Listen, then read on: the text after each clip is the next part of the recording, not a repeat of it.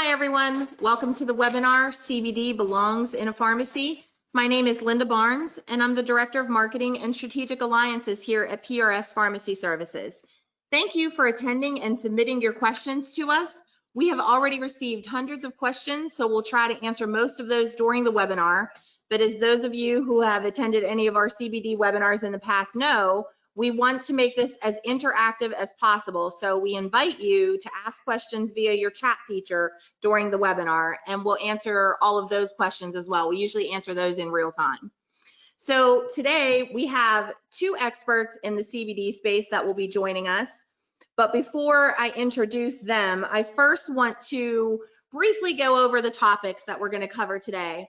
So we're going to explore the live website, ncpacbdsource.com, and we're going to discuss some topics while we're exploring that site, but we're also going to discuss topics when we're not on the site. So today we're going to talk about the endocannabinoid system, dosing, drug interactions, legal issues. We're going to talk about delivery methods, new technology, nanotechnology, liposomal delivery. We're going to discuss marketing CBD and how to talk to your local doctors and customers about CBD, and then we're going to get to questions, and we're going to cover a lot of topics while we're answering some questions here. So here today to help you understand those topics is Evan and Tim Gregorius. Evan is our marketing assistant and CBD advisor here at PRS. He has extensive experience working in the CBD space. Most notably, he has assisted with the formulation of several commercially successful CBD products. He has presented at numerous conferences and trade shows, including the 2019 NCPA Annual Convention. He is one of the lead content creators and contributors of ncpacbdsource.com, and he has worked with numerous CBD companies on their digital marketing efforts and content, and we are happy to have his expertise here today. Our other speaker, our in-house CBD for pharmacy guru, as we like to call him, is Tim Gregorius. Tim is a registered pharmacist who is our current VP of operations here at PRS, and also NCPA CBD Source powered by PRS, a major national project launched by NCPA to help independent pharmacies with CBD education, products, and marketing. Tim is an expert in the subject of CBD for pharmacy, and his efforts and research are changing the way pharmacy owners approach CBD. So without further delay, I'm going to turn things over to Tim. Thank you, Linda. Good morning, everyone. It's a little bit early in the morning for diving into some of the chemistry and things that we're going to do here today, but thank you for being here. Almost 2 years ago, the idea of a pharmacist-centric CBD resource grew out of a conversation that 5 pharmacists were having at a national trade show. This site has evolved into what may well be the most comprehensive resource of educational content and information available for pharmacists. Its genesis was the simple idea that since we pharmacists are regarded as the drug experts, shouldn't we also be the CBD experts?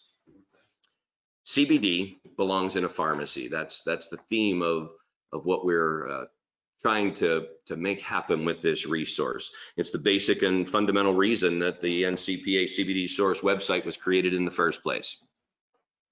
But let's look at why aren't we already the CBD experts? Let's look at some of the reasons why. And probably the most important one is the confusion and the stigma of CBD being a product that is often associated with marijuana. Just that simple correlation, there's confusion to this day. I mean, recently, and I'm talking days or weeks, I've had conversations with pharmacists where they still think that CBD is medical marijuana. It's just not a real clear-cut distinction in a lot of people's minds. So if pharmacists are still feeling that way, we can certainly understand why the public at large feels that way. But another main reason why is that the endocannabinoid system has not historically been taught in pharmacy or medical schools. And the one thing that has become evident to me over the last several years is that if you don't understand the endocannabinoid system, you are never going to understand why and how CBD works, which we as pharmacists obviously have to do before being able to sell it and understand it and help customers choose products. And then certainly to be able to counsel those customers. So the ECS is the starting point of looking into why we are not already the experts, and probably a good jumping off point to begin that process. By the way, we have a series of webinars on the website currently, and one of those looks deeply. It's an entire hour spent just on the endocannabinoid system, and it addresses things in much more detail than we're going to do here today, because I'm only going to hit a few of the main points. Evan's going to help me here in a moment. But to begin this study of the endocannabinoid system in a 10-minute class, let's look at the idea of how pervasive the endocannabinoid system is in the human body. It is no less important than the cardiovascular system or the endocrine or immune or reproductive system, but it wasn't discovered until the mid-1990s. So we weren't taught this incredible information in school. Well, we really can't hide behind that fact anymore. It's our responsibility to go on a journey to educate ourselves now. One helpful fact to remember as you begin this journey is the fact that homeostasis itself doesn't even exist without the endocannabinoid system. It is the mechanism that controls homeostasis in the vast majority of systems in the human body. It's the body's perpetual regulation process. So this profound yet simple concept of homeostasis that we learned about in 5th grade is where and how CBD acts in the human body. And homeostasis takes place because of the function of the endocannabinoid system. Let me switch over to Evan here and let him dive a little bit deeper into some of the more complicated aspects of the ECS. Ev, how can that possibly be the case? Good morning, everybody. So as my dad just said, the ECS is one of the most pervasive systems throughout the body, and saying that it maintains and is responsible for homeostasis throughout the entire body, that's a pretty bold statement to make. One way to think about it is that the ECS regulates regulation, and we'll get into that quote a little bit later. But first, let's look at what the endocannabinoid system consists of and how it's able to do what it does. The endocannabinoid system is a system of receptors, enzymes, and signaling molecules, just like the dopamine, serotonin, or any other neurotransmitter system in the body. The difference is that cannabinoid receptors, there are two types, CB1 and CB2. CB1 receptors are more abundant than all the other receptors in the body combined. Let that sink in for a second. About 58% of all the membrane receptors in the human body are CB1 receptors. That is an important fact to keep in mind as we go through some more of the facts about this system. Next, let's talk about the molecules themselves. Endocannabinoids are produced on demand from lipids, specifically arachidonic acid, which are present in every cell wall. The sheer number of receptors, as well as the presence of endocannabinoid precursors in every cell, explain how the ECS is able to exert a regulatory effect across the vast majority of other systems in the brain and body. So the two primary endocannabinoids are anandamide and 2-AG. Anandamide is released tonically or constantly to create a baseline activity level. This release can be increased or decreased based on injury or disease or several other factors. 2-AG is released like a traditional neurotransmitter with transient spikes rather than a constant tonic release. So the interplay and the dichotomy between those two signaling molecules is how the effects of the ECS are so dynamic and adaptable, and they're able to regulate with precision the activity of cells in which they're expressed throughout the entire body. In addition, there are about 10 other signaling molecules and about 20 or so other receptors that we have known about for a while, but we didn't understand their function until recently. They were orphan receptors, and they fit in under the umbrella of the endocannabinoid system we're learning. There are also gene transcription factors like PPAR gamma that modulate gene expression throughout the immune system, or TRPV receptors that register pain from things like capsaicin and temperatures over 109 degrees throughout the peripheral nervous system, several others as well. endocannabinoid molecules are the primary endogenous ligands of these receptors. And as our understanding grows, these other pieces of the puzzle will probably be considered part of the endocannabinoid system. So what does the endocannabinoid system actually do? So moving on to the receptors again, the ECS consists of CB1 receptors primarily located in the brain and nervous system, and CB2 receptors primarily found throughout the body and the immune system. Cannabinoid receptors, both types, when activated, reduce the activity of the cell in which they are expressed. The kind and degree of receptor activation determines the degree to which cellular activity is reduced. The implication here is that a reduction of that receptor activity would produce an increase in cellular activity. In other words, cannabinoid receptor activation is inversely correlated with cellular metabolic activity. It's a simple negative feedback mechanism of metabolic output, mitochondrial output, and it's expressed in about half of all the cells in the human body. Let me interrupt you there for a second. And while we have this slide up, this is a slide that, it's something that could easily be ignored or look at it and okay, it makes sense. There's an upregulation. We have more receptors. But if we allow ourselves to think a little more deeply about what we're looking at here and what Evan's describing is taking place in the endocannabinoid system, is that upon injury to a cell, those cells, because of everything Evan just described and what we see up there on the top 3 pictographs, is the receptors are actually induced. Their number is increased as a consequence of that injury. And when you allow yourself to think about that, you go, that explains a lot of why the endocannabinoid system is able to be such a precise feedback mechanism. That also allowed us to have the thought, what if the other receptor systems in the body reacted this way? And the first one that comes to mind is all of our opiate receptors. Imagine how different life would be in this country on a social basis, let alone medically and pharmaceutically, if our body was able to do this, to increase by 100-fold the amount of receptors that would be reactive to opioids or even endogenous opioids.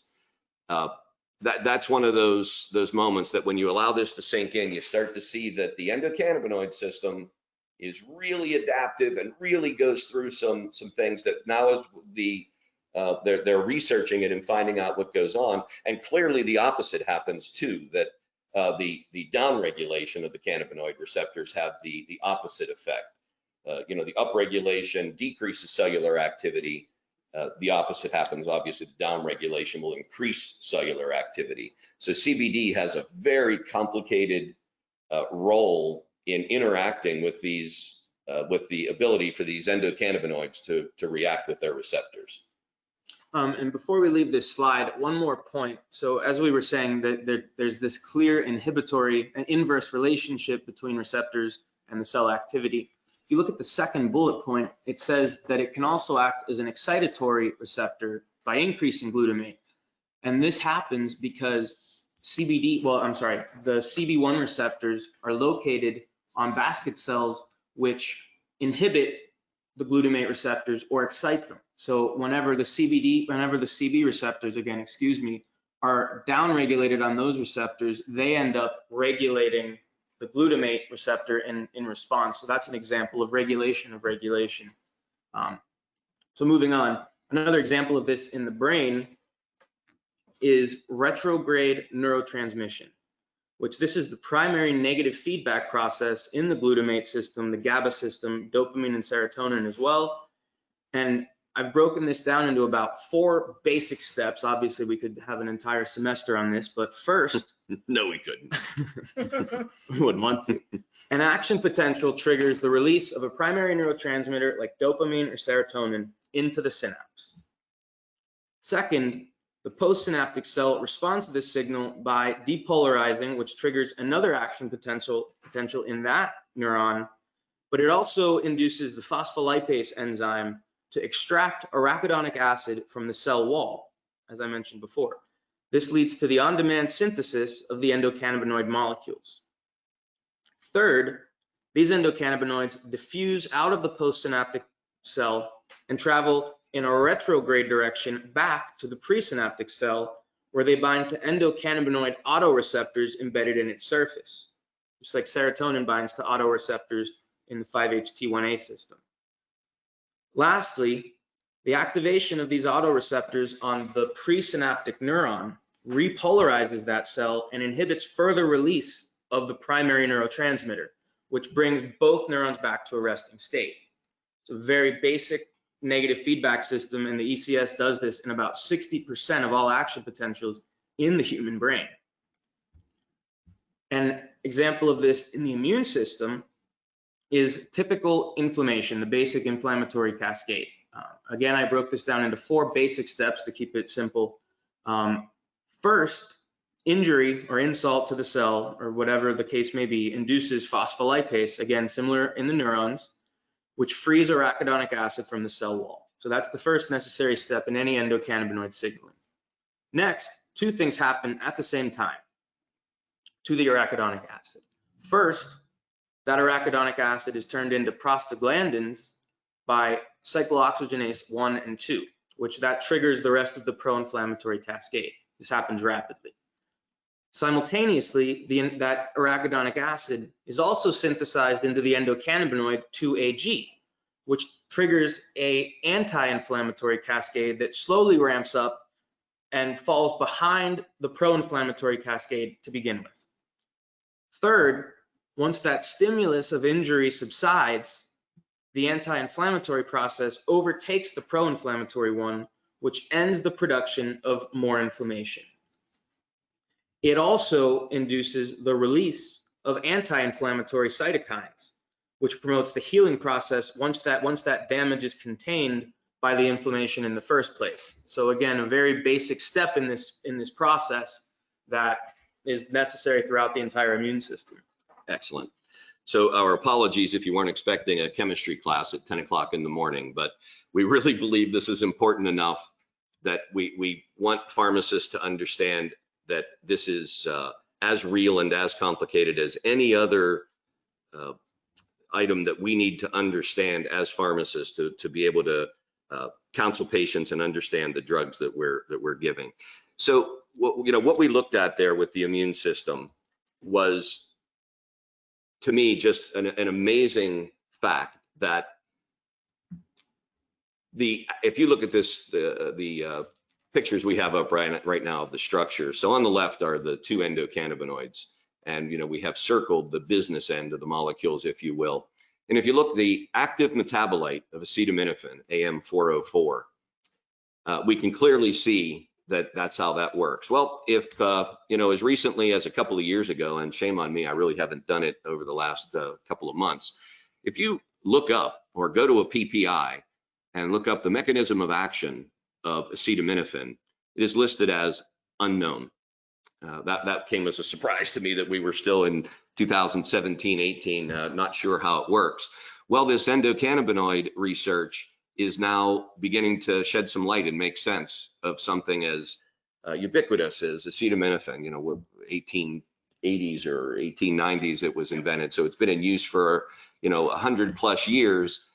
And only now, studying the endocannabinoid system, do we have this understanding that acetaminophen is, we're asking acetaminophen to do what the human body has already been doing endogenously for 600 million years as the endocannabinoids evolved.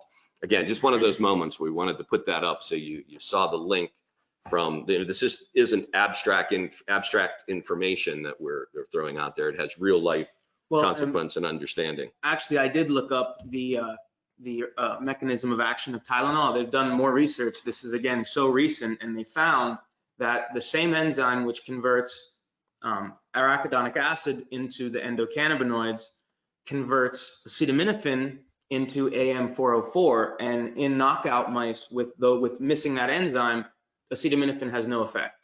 So this really is completely necessary for the action of acetaminophen. Cool. Thank you for looking that up. So Dr. Ethan Russo, shifting gears here a little bit, he is the godfather of endocannabinoid research. And again, just trying to bring the the gravity of how important the endocannabinoid system is. He's famous for many quotes and much of his work. And we have a couple of his YouTube videos and some other information of his on the website that I invite you to look at. But one of Dr. Russo's quotes is, and I'm going to read it here: "For every drug developed into the future, designers will have to consider each drug's impact on and interaction with the ECS as it's being designed." So, you know, we can't overstate how important the endocannabinoid system is in the understanding of CBD. He's saying that no drug from this day forward is going to be developed without looking into its impact on the endocannabinoid system. I just found that absolutely fascinating. Let me spend one last moment here with an analogy talking about the endocannabinoid system, and we're trying to, you know, I believe you really can't overstate how important it is. Let me say for a moment here that if I were trying to explain how a vaccine works to someone who had no understanding how the immune system works, and I was first going to explain the immune system to them in 10 minutes, and then explain how a vaccine primes the immune system and how that all works, that would kind of feel unfair and really would be almost pointless. That's kind of how this feels if we're only going to give a 10 or 15-minute description of how the endocannabinoid system works and expect you to understand how CBD works on the ECS and how that interplay is. So again, we're going to invite you to, you've got to do this research on your own. You've got to educate, you know, each pharmacist, each of us is responsible for our own education in this. We've really tried to make that an inviting way. We've made the website an inviting way for you to begin that search, because we've collected all of this material in one place so you can absorb it at your own pace and dive as deeply into the information as you want. But once you've grasped the magnitude of the ECS, we invite you to explore how CBD works on the endocannabinoid system just as profoundly, beautifully, and simply as an SSRI impacts the CNS, or an ACE inhibitor works on the renal, the CV, or the endocrine system. So we brought up the site. You should be seeing that on your screen now. You should be seeing the live and website. What I'm going to do here is go into the education tab, because we believe it's helpful, especially for pharmacists, to study study CBD the same way we would any other drug.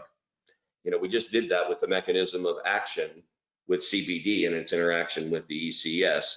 But we also believe then you would need to look at, and you can see the tabs here, drug interaction, side effects, dosage forms. How is a pharmacist going to understand? And you know, we've got this paradigm within which to put this new information, and that's how we tried to organize this information here. I think one other thing to mention here that's important for you to understand is, yes, you could Google this information. You could find tons of information about the ECS, about dosing, about all of the things we're going to discuss today. You could find that online. But what you have to keep in mind is most of that has been filtered through and filtered through and filtered through. It's now, you know, brand specific. It could be information that brands who are not based in science are taking out of context or removing sentences to condense the information, which now changes it. So the information that we have put together here on ncpacbdsource.com is all clinical based information. And Tim's going to show you that right now. I'm just going to go ahead and show you a couple examples of what Linda just described, because what we don't want here is references to articles in High Times or CBD oil review. Yeah, there's, you know, we want to keep this a very educational resource, clinical studies, FDA-based information for we as pharmacists to understand this. As I mentioned here, there's the basic tabs, and I've already opened a couple of these this morning just so I could use them as examples of what Linda just said and what we're getting across here, that these are legitimate studies, clinical studies that are being done. And I'm going to have a little bit more to say about some of the studies that are actively going on today that we're aware of, new studies happening. But you know, Evan was just talking about the negative allosteric modulation of the CB1 receptors. You know, so rather than just you know, put in our opinion or someone's opinion, you know, here are NIH studies, and you can read it for yourself and go in and look and see what is being said about these. Really quickly, Yeah. one sentence to add in here. As you just heard him say, negative allosteric modulation. That sounds crazy. You might not remember that from pharmacy school. I didn't. But allosteric modulation, positive or negative, is something widely used, is the mechanism of a lot of drugs. Benzodiazepines and barbiturates are positive allosteric modulators of GABA receptors, as an example of how that works rather than a direct agonist. Yep, good point. Adds a perspective to it. You know, and here again, I was talking about actual clinical studies, and here's a phase 1 randomized double-blind placebo-controlled, which is exactly what we're saying is missing in all things CBD. We don't have that yet, so we have these problems with dosing questions and so on. Just one last one here. I'm going to show you about intestinal inflammation, and you know, there's a lot of smart people doing a lot of research that frankly I can't pretend I understand, but I'm glad they're out there doing it. So I want to move away from this. We've beat you up with a lot of information, and I really just want to move on to the next phase, which is Linda to talk to you about this feature of the pharmacist-centric marketing information that we have available. That's something we're actually pretty proud of that we were able to put together. Thanks, Tim. So really, you know, one of the points I want to make before I show you a demo of the marketing is that when you're looking at marketing CBD in your pharmacy, you have to approach it a different way. It's not like any other thing that you are selling in your pharmacy. We talk about how, I mean, the name of this webinar that we have today is that CBD belongs in a pharmacy. So a lot of what you have to do when you're talking about marketing it is educating not only your community, but your local physicians. You know, of course, we're showing you how to educate yourself, but when you're talking about marketing, you want to educate your community and your local physicians about why they should be coming to you for all things CBD, not the local vape shop, not the gas station down the street. So that's an important thing to remember. Yeah, scroll down to the that little picture one further. There, Yep. we have it blurred out a little bit. Yeah, they'll see it whenever I get into the but portal. I was going to, since you just mentioned Yep. it there, this is something that I believe is not an if when we're talking about marketing CBD, because what we're actually talking about is not, hey, here's what we're selling. This is you becoming the CBD expert and taking a different role, a more prominent role in the community with your customers. And I believe strongly that begins with the pharmacist making sure that the doctor that writes the prescriptions for their mutual customers, patients, that the physician understands that you're the CBD expert. Well, clearly that's not going to happen until you are the CBD expert. So you need to, that's why this education is so important, and we're laying this information out in this stepwise way. But the few pharmacies that I've spoken with that are selling more than $250,000 of CBD a year, the first guy I talked to that was doing that, I said to him, well, how did you get to that? And this was last year. How did you get to that point that quickly that you're selling that type of quantity of CBD? And he very confidently and simply said, I went and talked to every single doctor. He educated the doctors. He made sure they had a relationship with him and that the physicians knew he was the CBD expert. So when Mrs. Jones came in and wasn't sleeping and she either wanted Ambien or wanted a dose bump on her Ambien or her Xanax, the physician was able to say, well, you know, let's go talk to Joe at Joe's Pharmacy first. I want to stress that it's the communication with the physician as well as the community, because if the physician doesn't know you're the CBD expert, you're going to be fighting an uphill battle in the community. Absolutely, and that is the one thing that they all had in common, the ones that are really successful at doing this. But we wanted to put this resource together for you so that you had something that was all-inclusive and everything in one place.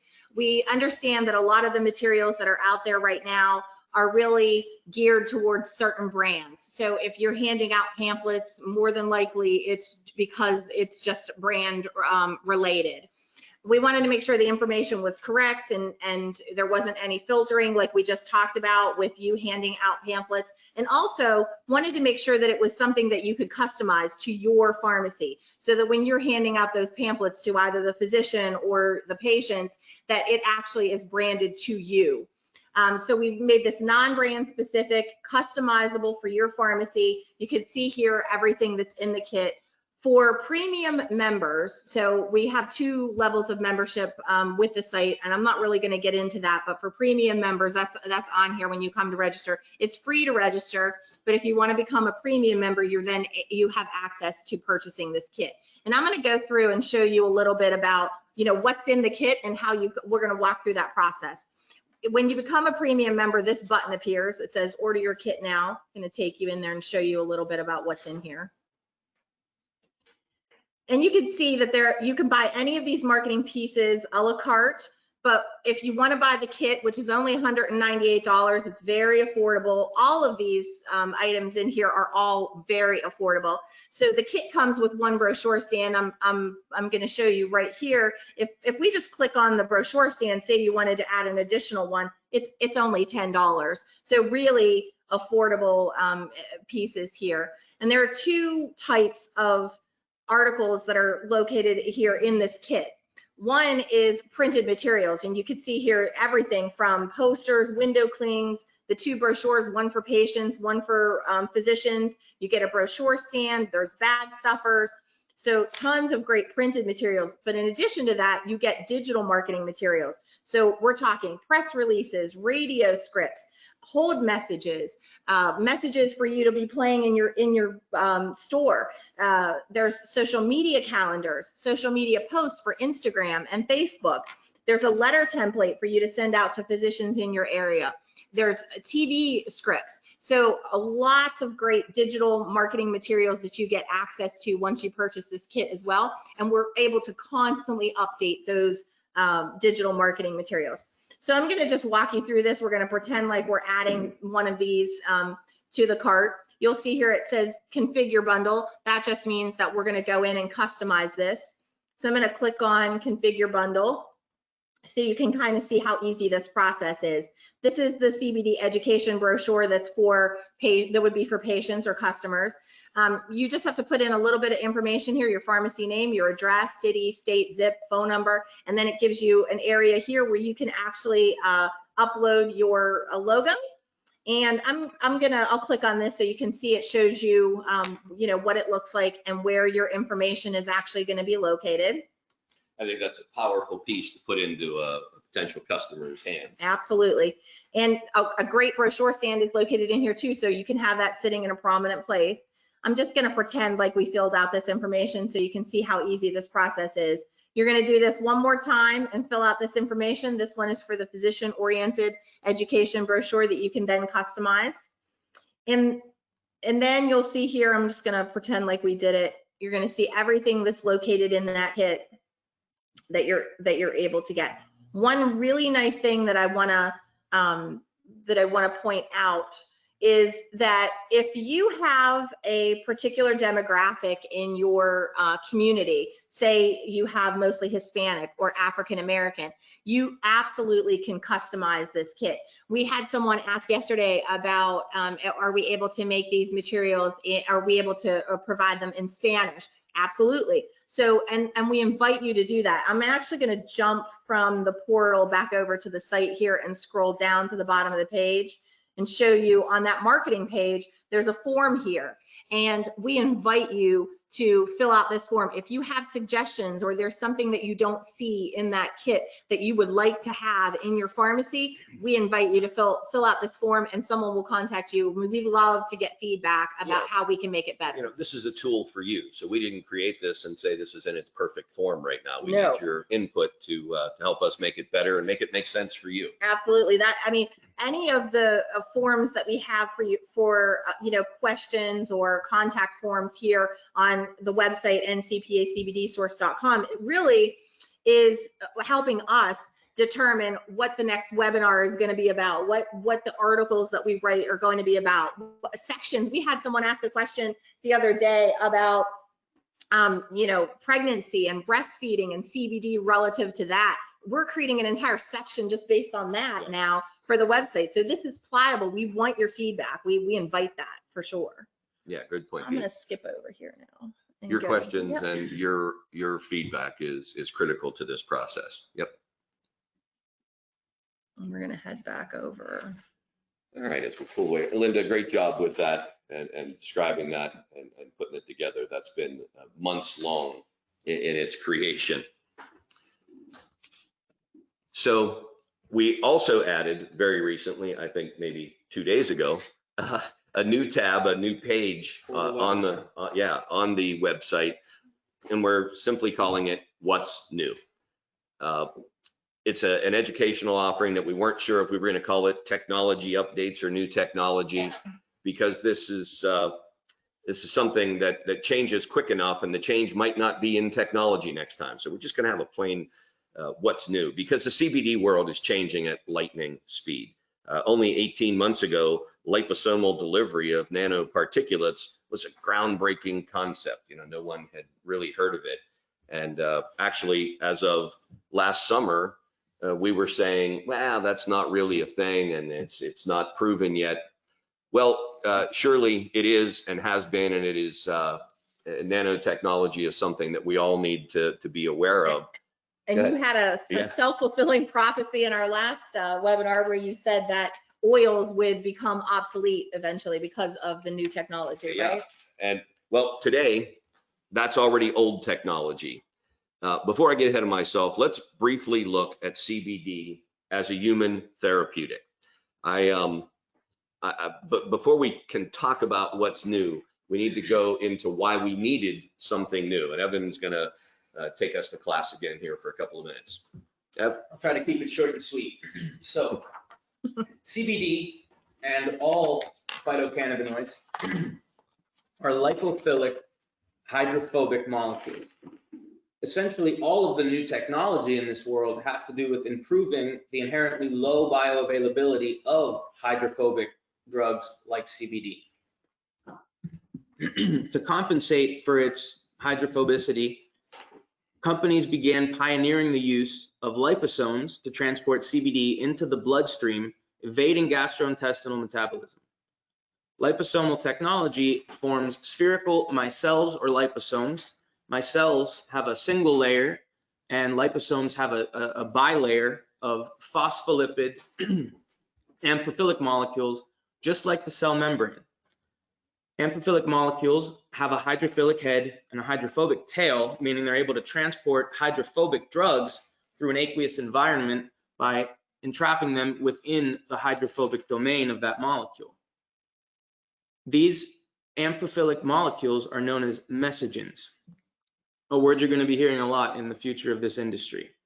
In these structures, hydrophobic drugs associate with the hydrophobic tails of the messagen, as I said, which encapsulates the drug and carries it like a vehicle, as a vesicle, through the digestive tract. Liposomes and micelles are hundreds of nanometers in diameter, however, and they're not self-assembling, which means they require expensive sonication to be manufactured in the first place. So it's their size makes them less soluble in the gastrointestinal system than they would be if they were smaller. And less able to pass through the GI tract. Exactly. We'll talk about in a moment. And because they're not self-assembling, they have a low shelf life because they're not 100% stable in the form of a liposome or micelle. So they'll over time slowly degrade. So recently, a company that we have partnered with, we can't say their name yet, unfortunately, but it's coming. They have used breakthrough technology using self-assembling messagens to create what's called a lyotropic liquid crystalline structure. That's a lot to unpack. It's a large statement, a large name there, but lyotropic is another word you're going to be hearing a lot in the near future.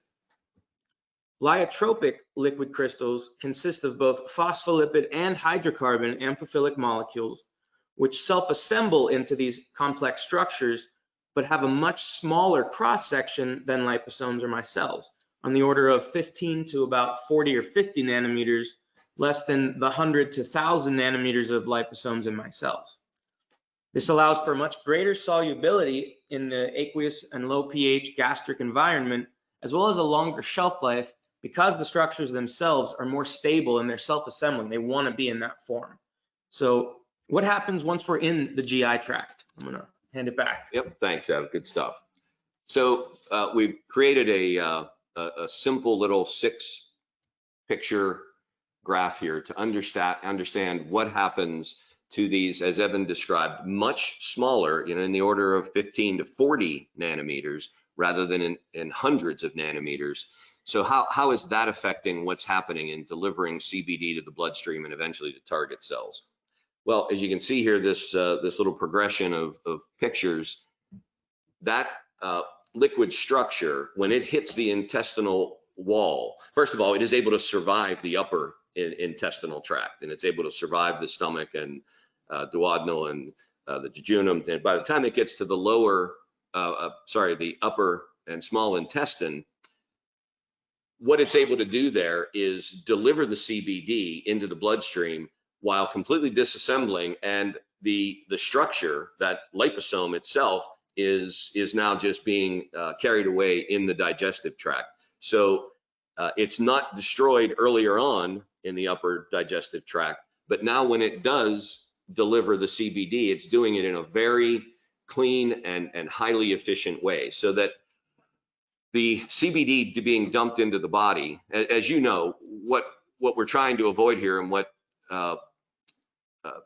technology in general is addressing, is the low bioavailability of CBD when taken orally.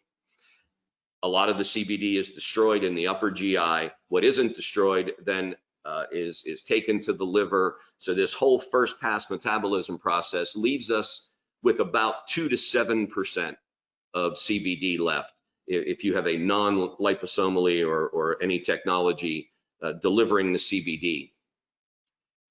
This system delivers more CBD because it survives the upper GI, but also because of the smaller amount of the smaller molecules included in that 15 to 40 nanometer micelle, that structure that's created. That CBD is not necessarily all going into the hepatic portal vein on its way to the liver.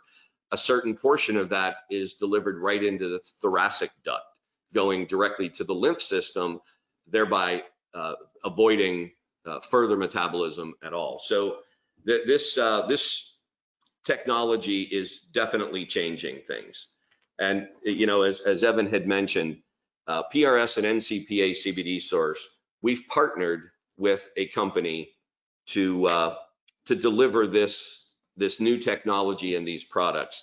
I had really hoped to be able to have this conversation by the time the webinars were here to announce this, and we're just not able to do that. But know that when it comes, it's only going to be available at NCPA CBD source and only to independent pharmacies. But this product is so revolutionary that it's only available in gel caps. They're not even bothering to create this product in a sublingual oil. And this is exactly the self-fulfilling prophecy that you had made before, which is that it was going to be, Yeah. I mentioned this before, but again, this is what you said. Oil is going to be obsolete. Who's going to want to take an oil if they can take a gel cap that actually has better? Over the last couple of years, talking to a lot of smart people, and what became apparent was what Linda just said. Who's going to want to put a weird tasting olive oil under your tongue where you're not sure that you're pulling up the correct dose into the dropper? Most of us have probably already used CBD. Yeah, you can figure it out, but we know where this is going, and this is going to go to a gel cap that's pharmaceutically elegant, and we know it has a consistent dose. That's where this is headed for sure. So I apologize that we can only tease you about the launch of these products that will be available exclusively here at this website. But the good news is that I promise that we will email each and every one of you when those products are available. Oh, yeah, Linda, let me grab that. Yep, we're going to get to questions now. So thank you, first of all, for all of the questions that you put. We asked for you to, what's a specific question you'd like answered during the registration process, and you people do a great job. Oh my gosh, yeah, we have tons of those. And again, like I said, that helps us shape future content for sure. So we can kind of put them, and we're going to talk about the brands on our website too, the other brands that we have right now too in a little bit here. But first, we basically get questions and we can kind of lump them into categories. The ones that we get the most of have to do with state-specific legality of CBD. So we've had people ask questions. When you submitted your questions for this webinar, you're asking about California, what's the legality there, Texas and Florida, West Virginia, Nebraska, so tons of states. So let's talk about California. Being right? the most populous states, I guess that doesn't surprise us. Yep. You know, I field questions all the time of saying, a pharmacist will ask, can I sell CBD? Is this legal in my state? And there is no substitute for you communicating with the State Board of Pharmacy, because they could have come out with a statement yesterday that changed everything. But in general, as of the last time I checked, in California, you can smoke marijuana, but you can't buy CBD in a pharmacy. So the State Board of Pharmacy is erring on the side of caution and saying until the FDA really comes out with clear guidance. And I'm not going to go into that again. We've done a whole entire webinar that I invite you to look at about the very specific legality of CBD across the country. The FDA has made, as we know, and I'm going to mention that here in a couple of minutes, answering a couple of these questions. They've made some very definitive statements, but for the most part, have really just left us adrift without a lot of guidance when it comes to CBD, and that's why there's so much confusion. The other state that we get a lot of questions about is Texas. Yeah, specifically it says licensing to obtain and sell CBD in Texas. And I think there may have been a bit of confusion with that question in particular, that you have to be licensed to sell CBD. I believe what they were talking about there is last summer, Governor Abbott in Texas signed House Bill 1325 into law.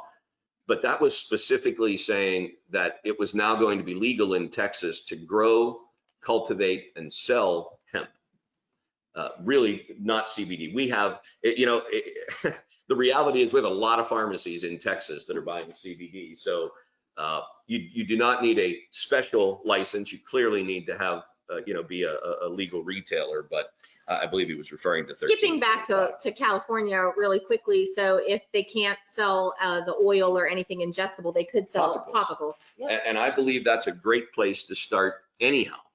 For any of you that aren't selling. And one of the questions we asked is, do you currently sell CBD in your pharmacy? And about 40 or 50% of you have answered no. So right. I would recommend, if you're not selling CBD and you're still not sure and you're dipping a toe in the water, not jumping in with both feet, topicals is a great place to start. I'm sort of jumping ahead of myself here. We were going to have a question about dosing. Actually, somebody just submitted a question about credit card companies not wanting to process CBD. Let me finish my thought here, and we'll come back to that. If you're going to be dipping your toes into the water, let's gain some confidence. Let's help you gain some confidence in recommending CBD. And a great way to do that is with the topical. Somebody says, oh, I've got joint pain or I hurt myself, and you're really not sure, and you don't want to be selling an oil, and you're not sure about the dosing and how they should be taking it, and if there's going to be any drug interactions. A great way to do that is offer them some topical CBD, because they come back days or a week later and say, oh my goodness, that worked. I want to buy some more. That was fantastic. Now, you've gained the confidence of, okay, I'm getting a little more comfortable with CBD, and they're gaining confidence in you. One other thought, Florida, we were talking about the legality here.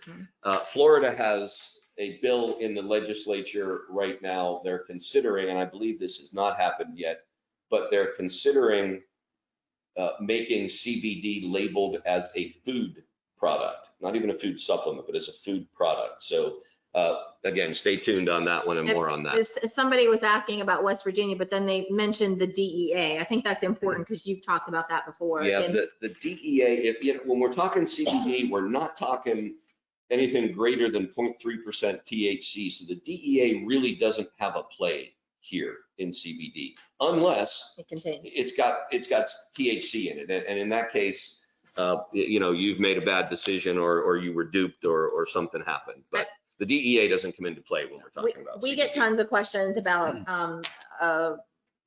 dosing. But really quickly, before we get into dosing, we have so many questions about what are the brands to recommend as a pharmacist? How do you know that it's a good brand, or which are the most effective brands? We get a ton of brand questions, so let's address that really quickly. Well, my answer to that, and this is just a personal opinion and a thought for you to maybe toss around, the best brand for you to recommend is one you're familiar with, one maybe that you've used. So I would recommend using the product. If you've used it, you can give personal information about how it worked. How do we know the real from the fake? Someone asked that question. Well, how do we know the I real was just going to say, right. the way to do that is make sure you're buying legitimate products that you can trust. And that is one of the things we've done at NCPA CBD Source, is we have some manufacturers there that are ones that you can trust. We put them through their paces. They are companies that have been there. They do it right. They're pharmacist owned, or at least pharmacist run. We have PharmaCanna and White Coat Nutra. Those are pharmacist owned and operated. And those companies, they do their own third-party testing.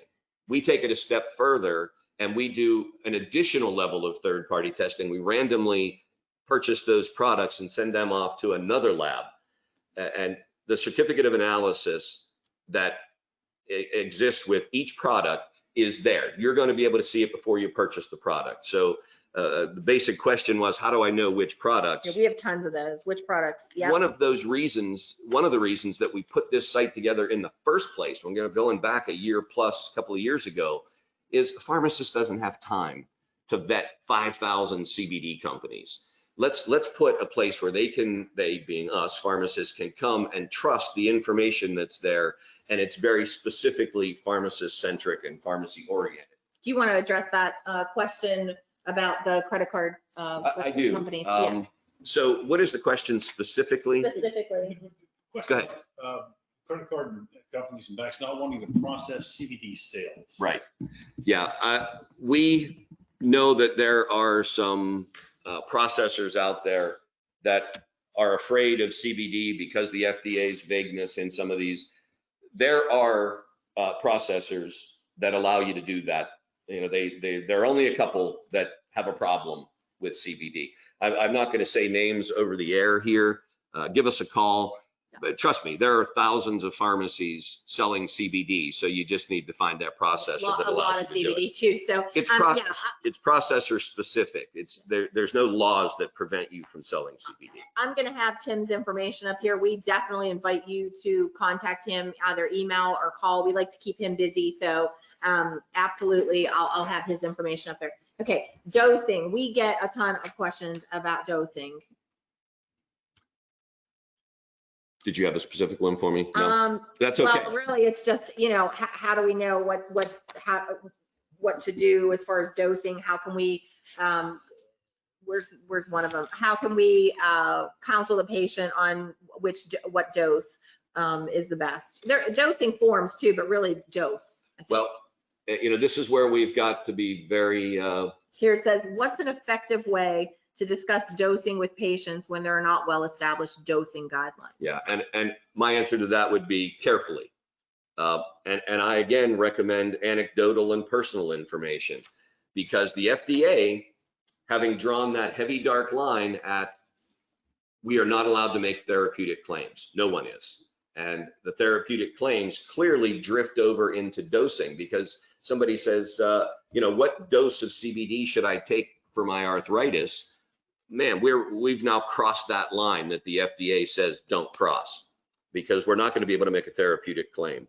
But I also suggest to pharmacists and physicians, start with getting the patient's understanding of CBD. Ask them. So they ask you for dosing, ask them what they've heard, what they know. Do they have a spouse, a family member, a friend already using CBD? Because they're probably already there with that information before they've asked you that question. And Evan laughs at me at times. Call me. I will gladly have a conversation with you.